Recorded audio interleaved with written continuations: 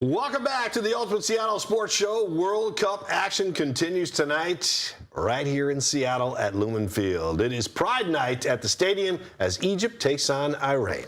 Yeah, it's a really big game for a lot of reasons. First of all, just the game itself. These two teams have to win to move on, or to jockey for position. But when we look at it, it is the Pride match as designated by the local organizing committee here in Seattle.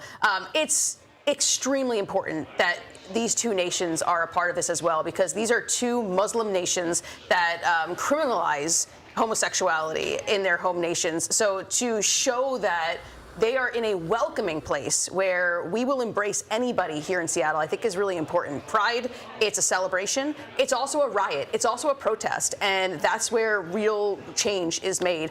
Yesterday, they talked about this at an entire news conference, and the voice of the Kraken, Everett Fitzhugh, had great things to say. That is what is so important about Pride Match Day tomorrow, in that a sport that is a global sport, but let's be honest, still has some issues with acceptance. There still are areas where everyone's not welcome within the sport of soccer. Tomorrow's Pride Match Day is going to show the world that they belong, that you truly belong within this game, within this sport. You are not just welcome within this sport, you are needed within this sport. You are allowed, you are required to be in this sport. It's a powerful message for sure. Everyone should be welcome. They're not in some of their home countries. And there's probably some players that are closeted and they don't feel comfortable coming out in a sport like this.